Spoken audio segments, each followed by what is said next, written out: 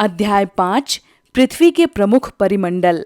आप पहले अध्याय में पढ़ चुके हैं कि पृथ्वी एकमात्र ऐसा ग्रह है जहां पर मानव जीवन संभव है, क्योंकि जीवन के लिए आवश्यक तत्व भूमि, जल तथा हवा पृथ्वी पर विद्यमान है। पृथ्वी की सतह ऐसी है जिसमें पर्यावरण के 3 महत्वपूर्ण घटक आपस में मिलते हैं तथा एक दूसरे को प्रभावित करते हैं। धरातल का कठोर भाग जिस पर हम रहते हैं उसे भूमंडल कहा जाता है। गैस की परतें जो पृथ्वी को चारों ओर से घेरती हैं उसे वायुमंडल कहा जाता है, जहां ऑक्सीजन, नाइट्रोजन, कार्बन डाइऑक्साइड तथा दूसरी गैसें पाई जाती हैं। पृथ्वी के बहुत बड़े भाग पर जल पाया जाता है जिसे जलमंडल कहा जाता है। जलमंडल में जल के सभी रूप जैसे बर्फ, जल एवं जलवाष्प सम्मिलित हैं। जीवमंडल एक सीमित क्षेत्र है जहां स्थल, जल एवं वायु एक साथ मिलते हैं। वहां सभी प्रकार के जीवन संभव हैं। भूमंडल पृथ्वी के धरातल के कठोर भाग को भूमंडल कहा जाता है। ये भूपर्पटी की चट्टानों तथा मिट्टी की पतली परतों का बना होता है जिसमें जीवों के लिए पोषक तत्व पाए जाते हैं। पृथ्वी की सतह को 2 मुख्य भागों में बांटा जा सकता है। बड़े स्थलीय भूभागों को महाद्वीपों के नाम से जाना जाता है तथा बड़े जलाशयों को महासागरीय बेसिन के नाम से जाना जाता है। विश्व के सभी महासागर आपस में एक दूसरे से जुड़े हुए हैं। चित्र 5.1 में विश्व के मानचित्र को देखकर पता लगाएं कि क्या सभी स्थलीय भूभाग एक दूसरे से आपस में जुड़े हुए हैं। समुद्री जल का तल सभी स्थानों पर बराबर होता है। स्थल की ऊंचाई को समुद्र तल से ही मापा जाता है जिसे 0 माना जाता है। संसार का सबसे ऊंचा शिखर माउंट एवरेस्ट को माना जाता है। ये समुद्र तल से 8,848 मीटर ऊंचा है। विश्व का सबसे गहरा भाग प्रशांत महासागर का मेरियाना गर्त है जिसकी गहराई 11,022 मीटर है। महाद्वीप पृथ्वी पर 7 महाद्वीप हैं। ये सागरों व महासागरों द्वारा एक दूसरे से अलग होते हैं। ये महाद्वीप हैं एशिया, यूरोप, अफ्रीका, उत्तर अमेरिका, दक्षिण अमेरिका, ऑस्ट्रेलिया तथा अंटार्कटिका। चित्र 5.1 में विश्व के मानचित्र पर दृष्टि डालने से पता चलता है कि स्थल का बहुत बड़ा भाग उत्तरी गोलार्ध में पाया जाता है। पहला, एशिया। एशिया विश्व का सबसे बड़ा महाद्वीप है। ये धरातल के कुल क्षेत्रफल के 1/3 हिस्से में फैला हुआ है। ये महाद्वीप पूर्वी गोलार्ध में स्थित है। कर्क रेखा इस महाद्वीप से होकर गुजरती है। यूराल पर्वत एशिया व यूरोप को एक दूसरे से अलग करता है। चित्र 5.1 में यूरोप एवं एशिया के संयुक्त भूभाग को यूरेशिया कहा जाता है। दूसरा, यूरोप। यूरोप एशिया से बहुत छोटा है। ये महाद्वीप एशिया के पश्चिम में स्थित है। आर्कटिक वृत्त इससे होकर गुजरता है। ये तीनों ओर से जल से घिरा हुआ है। तीसरा, अफ्रीका। ये विश्व का एशिया के बाद दूसरा बड़ा महाद्वीप है। विषुवत वृत्त अथवा 0 डिग्री अक्षांश इस महाद्वीप के लगभग मध्य भाग से होकर गुजरती है। अफ्रीका का अधिकांश भाग उत्तरी गोलार्ध में स्थित है। चित्र 5.1 को देखिए, आप पाएंगे कि यही एक ऐसा महाद्वीप है जिससे कर्क, विषुवत तथा मकर तीनों रेखाएं होकर गुजरती हैं। अफ्रीका में स्थित सहारा का मरुस्थल विश्व का सबसे बड़ा गर्म मरुस्थल है, जो कि यह महाद्वीप चारों ओर से समुद्रों और महासागरों से घिरा है। विश्व की सबसे लंबी नदी नील अफ्रीका से होकर गुजरती है। अफ्रीका का मानचित्र देखकर बताइए कि कर्क रेखा, मकर रेखा तथा विषुवत वृत्त इसके किन किन भागों से होकर गुजरती है।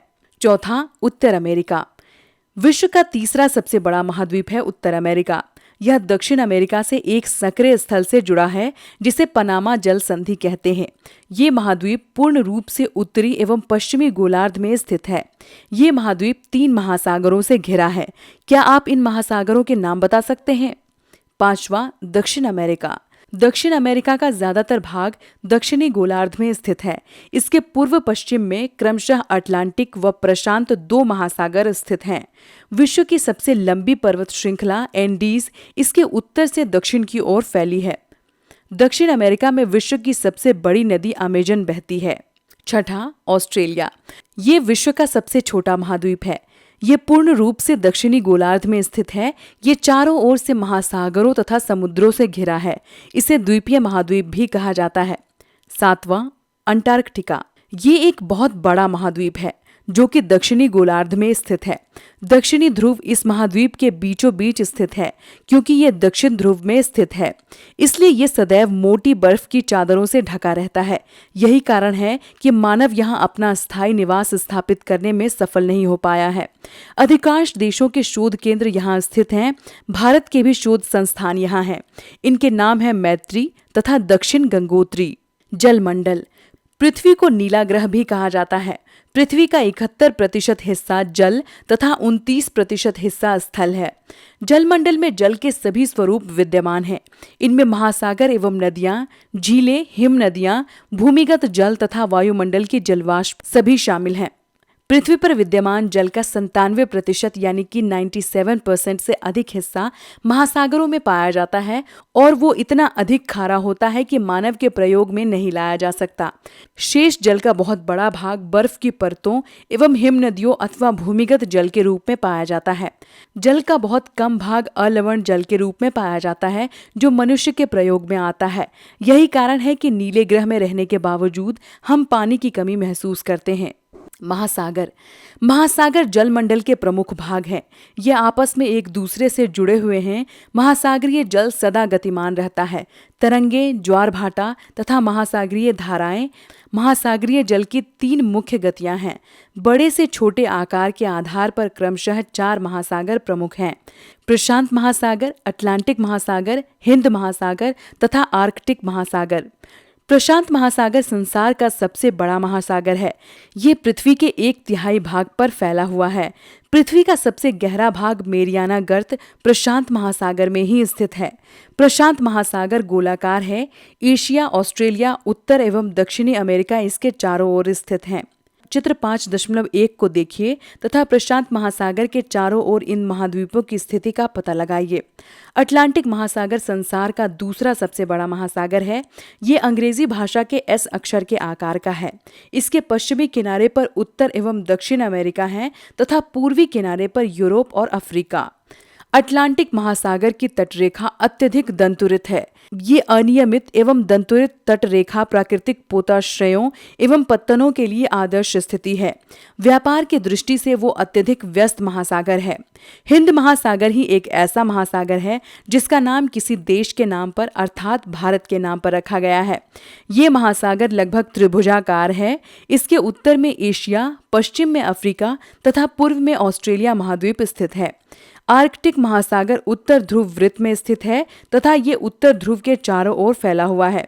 यह प्रशांत महासागर से उथले जल वाले एक तंग भाग से जुड़ा हुआ है, जिसे बेरिंग जलसंधि के नाम से जाना जाता है।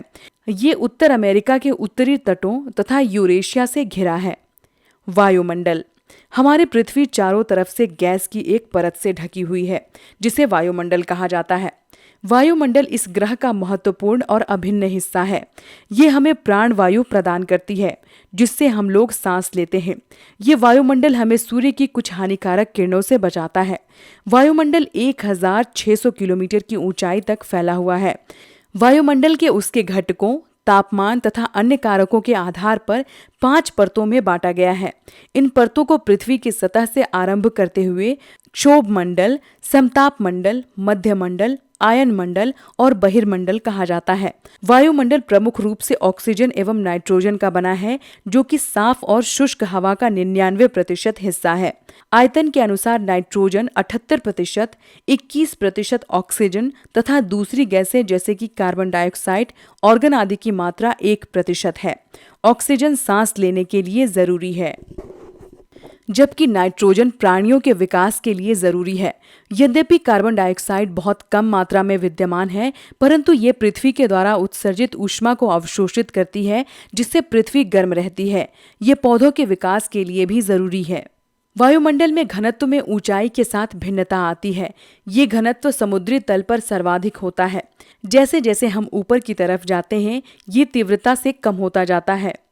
क्या आप जानते हैं कि पहाड़ों पर पर्वतारोहियों को हवा के घनत्व में कमी होने के कारण सांस लेने में परेशानी होती है। ऊंचाई पर सांस लेने के लिए उन्हें अपने साथ ऑक्सीजन सिलेंडर लेकर जाना पड़ता है। जैसे जैसे हम ऊपर की तरफ जाते हैं, तापमान भी कम होता जाता है। वायुमंडल पृथ्वी पर दाब डालता है। यह एक स्थान से दूसरे स्थान पर भिन्न भिन्न होता है। कुछ क्षेत्रों में हमें अधिक दबाव महसूस होता है, जबकि कुछ क्षेत्रों में कम। वायु उच्च दाब से निम्न दाब की ओर बहती है। गतिशील वायु को पवन कहा जाता है। जीवमंडल। जीवमंडल स्थल, जल तथा हवा के बीच का एक सीमित भाग है। ये वो भाग है जहाँ जीवन मौजूद है। यहाँ जीवों की बहुत सी प्रजातियां हैं जो कि सूक्ष्म जीवों तथा बैक्टीरिया से लेकर बड़े स्तनधारियों के आकार में पाई जाती हैं। मनुष्य सहित सभी प्राणी जीवित रहने के लिए एक दूसरे से तथा जीवमंडल से जुड़े हुए हैं। जीवमंडल के प्राणियों को मुख्यतः दो भागों, जंतु जगत तथा पादप जगत में विभाजित किया जा सकता है। पृथ्वी के ये तीनों परिमंडल आपस में पारस्परिक क्रिया करते हैं तथा एक दूसरे को किसी न किसी रूप में प्रभावित करते हैं। उदाहरण के लिए लकड़ी तथा खेती के लिए वनों को काटा जाए तो इससे ढलुआ भाग पर मिट्टी का कटाव तेजी से होने लगता है। इसी तरह प्राकृतिक आपदाएं जैसे कि भूकंप से पृथ्वी की सतह में बदलाव हो जाता है। हाल में सुनामी लहरों के कारण अंडमान एवं निकोबार द्वीप समूहों का कुछ भाग पानी में डूब गया। झीलों तथा नदियों में दूषित पदार्थों के प्रवाहित होने से उनका जल मानव के प्रयोग करने के लिए उपयोगी नहीं रह पाता। ये जल दूसरे जीवों को भी नुकसान पहुंचाता है। उद्योगों, तापीय विद्युत संयंत्रों तथा गाड़ियों द्वारा छोड़ा जाने वाला पदार्थ वायु को प्रदूषित करता है। कार्बन डाइऑक्साइड वायु का एक महत्वपूर्ण घटक है, परंतु कार्बन डाइऑक्साइड की मात्रा में वृद्धि के कारण पृथ्वी के तापमान में भी वृद्धि हो रही है। इसे भूमंडलीय तापन कहा जाता है। इसलिए भूमंडल, वायुमंडल तथा जलमंडल के मध्य प्राकृतिक संतुलन को बनाए रखने हेतु पृथ्वी के संसाधनों के सीमित प्रयोग की जरूरत है।